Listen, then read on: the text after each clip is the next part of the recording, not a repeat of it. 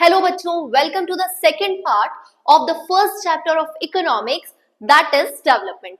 First part में हम लोगों ने देख लिया था कि पर्सनल डेवलपमेंट क्या होता है, मटेरियल गुड्स क्या होती हैं, नॉन मटेरियल क्या होती हैं, मतलब जिसे हम खरीद सकते हैं और जिसे नहीं खरीद सकते, है ना।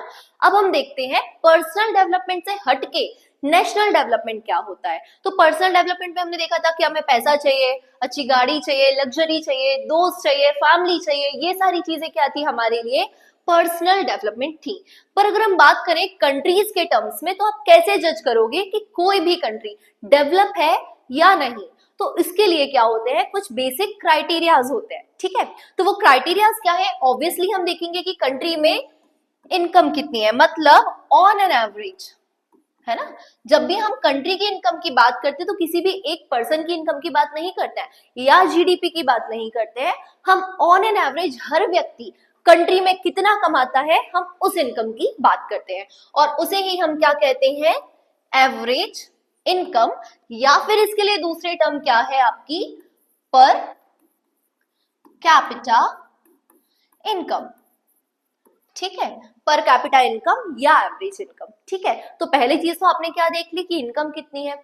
जब आप दूसरी चीजों पे जाते हैं तो आप क्या देखते हैं कि उस कंट्री में हेल्थ केयर फैसिलिटीज कितनी है, मतलब कंट्री के अंदर हॉस्पिटल्स कितने हैं, डॉक्टर्स कैसे हैं, ये सारी चीजें आप देखते हैं। क्योंकि अगर पर्सन हेल्दी नहीं है या किसी भी कंट्री में रहने वाले लोग हेल्दी नहीं है तो कंट्री कभी भी डेवलप नहीं हो सकती, ठीक है। तो सेकेंड हमने क्या देख लिया, हेल्थ केयर फैसिलिटीज होनी ही चाहिए कंट्री के अंदर।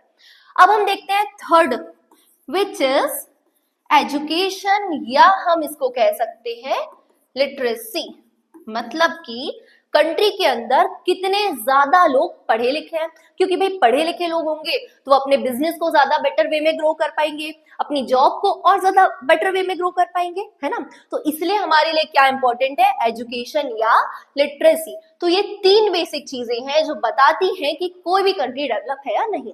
अब उसके अलावा कुछ और भी अदर चीजें हैं, जैसे कि हम देख लेते हैं कि हैप्पीनेस इंडेक्स कैसा है वहां पे, मतलब लोग वहां पे खुश है या नहीं है। फिर हम देख लेते हैं कि वहां की ट्रांसपोर्टेशन फैसिलिटी कैसी है, वहां पे कम्युनिकेशन फैसिलिटीज कैसी है। बट ये सारी चीजें ऐसी है जो बहुत ज्यादा नहीं देखी जाती है, बहुत ज्यादा मैटर नहीं करती। मेनली क्या क्या मैटर करता है, इनकम, हेल्थ केयर और एजुकेशन। ये तीन क्राइटेरियाज हैं जिसके बेस पे कंट्री का डेवलप होना या डेवलपिंग या अंडर डेवलपिंग होना जज किया जाता है, ठीक है। तो अब हम क्या करते हैं, इन तीनों को अच्छे से समझ लेते हैं कि होता क्या है।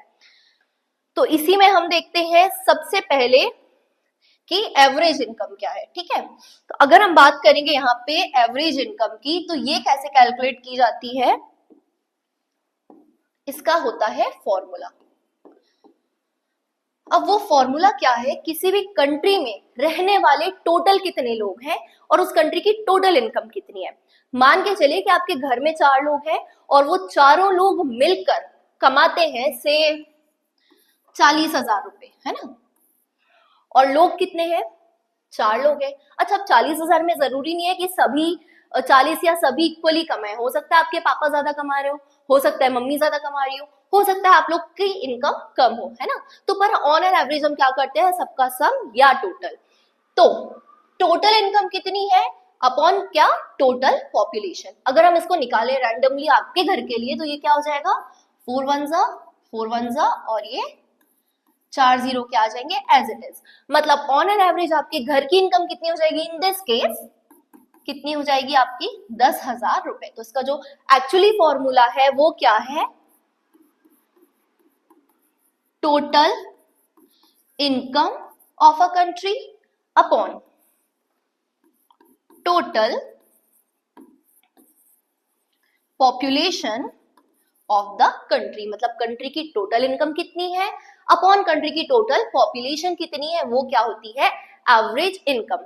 पर याद रखिएगा हर बार एवरेज इनकम कैलकुलेट करना सही नहीं होता है, क्योंकि जब हम इंडिया के एवरेज इनकम के बारे में बात करते हैं तो उसमें ऐसे सारे रईस लोग इंक्लूड भी हो जाते हैं, जैसे कि अंबानी हो गए, टाटा हो गए, बिरला हो गए, बहुत सारे रिच लोग इंक्लूड हो जाते हैं। और वहीं एक ऐसा व्यक्ति भी इंक्लूड हो जाता है जिसकी शायद मंथली इनकम 1-2 हजार 4 हजार रुपए हो, है ना, तो हम दोनों को इक्वेट नहीं कर सकते हैं। इस कंडीशन में जो एवरेज इनकम रहती है वो एक एप्रोप्रिएट मेजर नहीं है।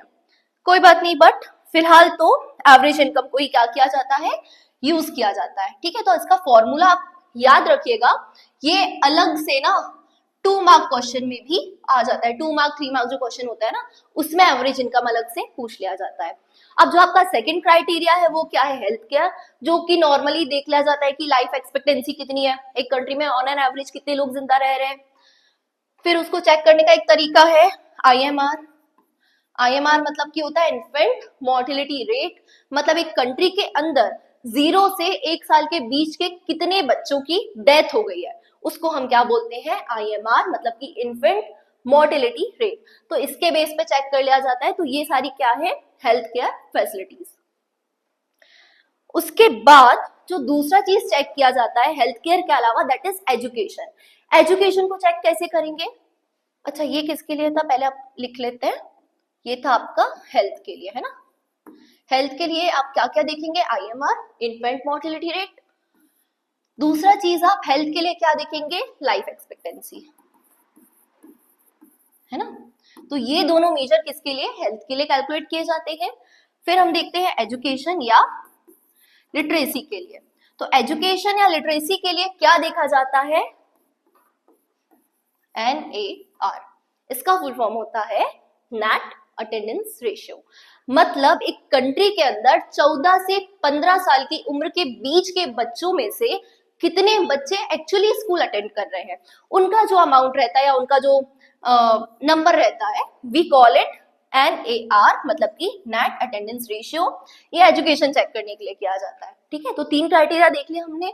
सबसे पहले एवरेज इनकम, मतलब कि पैसा, फिर हमने देख लिया हेल्थ केयर, इन दोनों से, फिर हमने देख लिया क्या, NAR, मतलब कि एजुकेशन। ठीक है, अब जैसे कि मैंने बोला कि ये सारी चीजें कैलकुलेट की जाती हैं, तो इनको कैलकुलेट कौन करता है ना, कोई ना कोई बॉडी तो होगी जो कैलकुलेट करती है। और बॉडी भी ऐसे कोई भी मैं बोल दूं कि कोई कंट्री कितनी डेवलप है तो वो तो नहीं चलेगा ना, कोई ना कोई ऑथेंटिकेटेड बॉडी चाहिए। तो बेसिकली 2 चीजों को हम टारगेट करते हैं, इसमें आता है एक वर्ल्ड बैंक और दूसरा आता है हमारा UNDP, United Nations Development programme.